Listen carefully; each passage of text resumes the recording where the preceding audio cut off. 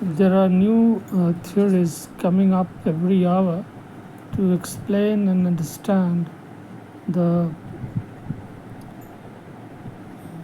possible reasons behind Trump suddenly venting his anger on India and getting vengeful, in fact, against this country, despite his unreserved praise and appreciation for this country earlier. Early in the morning today, reading newspapers, I got to read Chidanand's story about 4 possible reasons why it happened.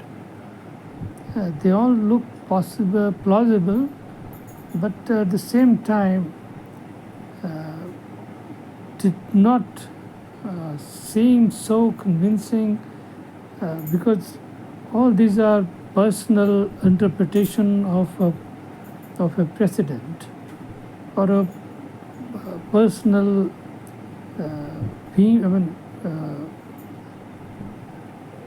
misinterpretation,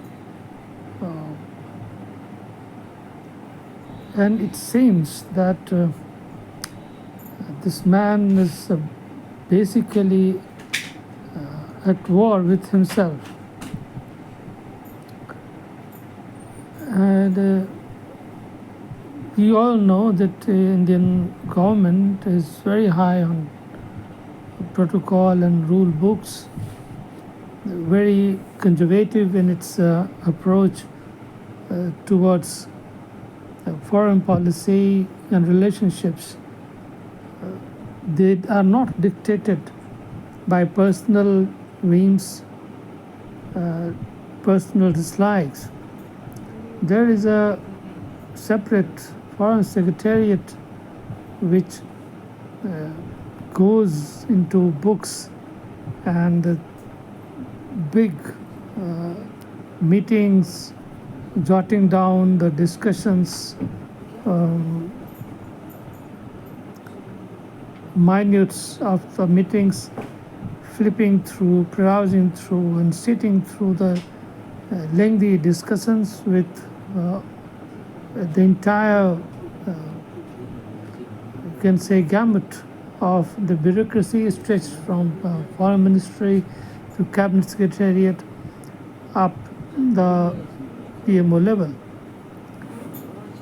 And almost opposite to this is unfolding in US, where the presidential form of government is centered, anchored, and dictated by the whims, likes, and dislikes of a person living in White House.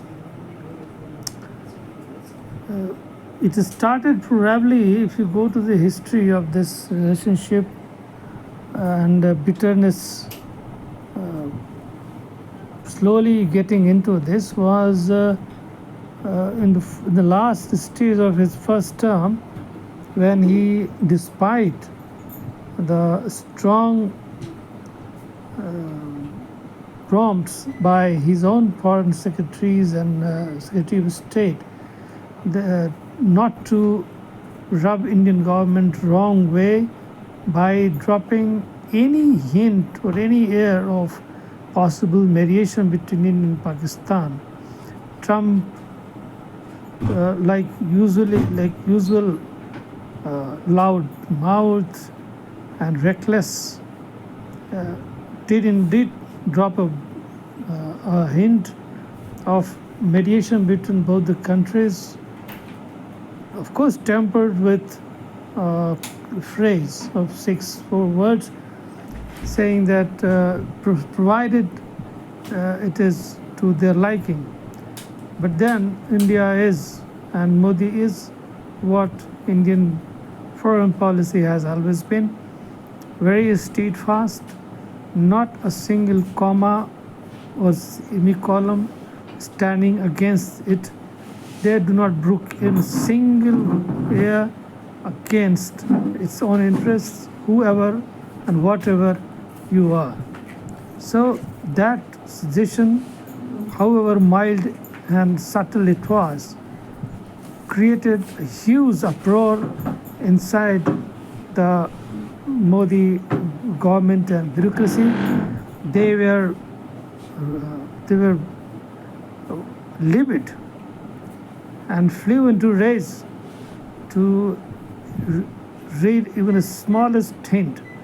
And that is where the Indian government realized that they should know where to draw a line where this open, professed demonstration of affection is actually a disguise and a secret, a demonstration of secret, hidden mask of Trump trying to sabotage and manipulate and trick Indian leadership into a kind of mediation, which of course is not going to happen now, was not going to happen then, and will not going to happen ever again.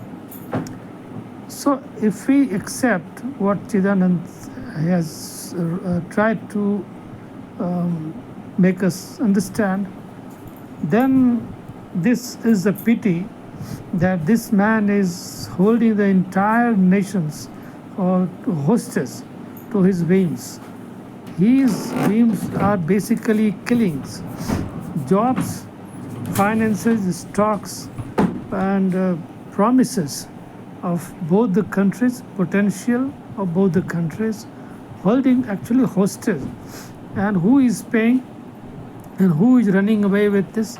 Pakistan, Munir, because we can, in hindsight, know how Trump tried to basically manipulate Modi by inviting him at the end of G7 meeting this year.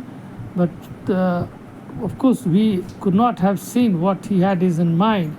But Modi did well not to accept the invitation. But we knew that the dates suggested was at the same time coinciding with Munir's visit. So it was possible that he was trying to trick him into visiting the White House at the same time as Munir's visit. So it is possible that he may have tried to plan a photo op and then put up a display of trying to kind of end an hostility which everybody knows will never come to an unless and until Pakistan disappears from the map. So this all wild and inconceivable range of explanations are not going to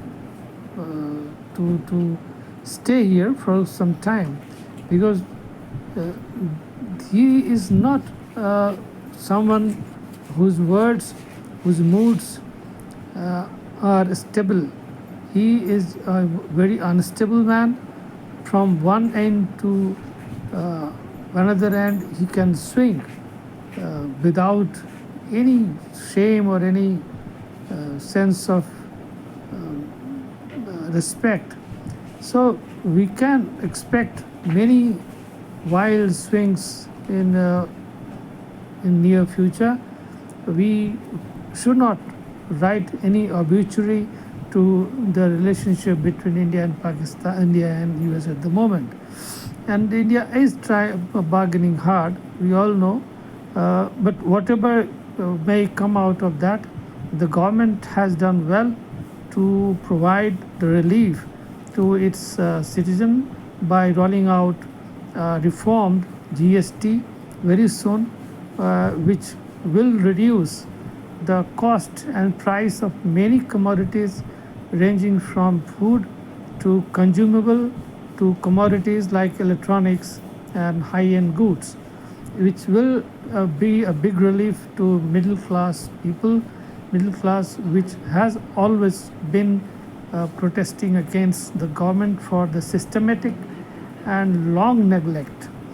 And just as this Trump's stupidity was expected to cut deep into the pockets, this well-intentioned and well-timed reduction and reforms of GST will go a long way to soothe the nervousness of the middle class at right time.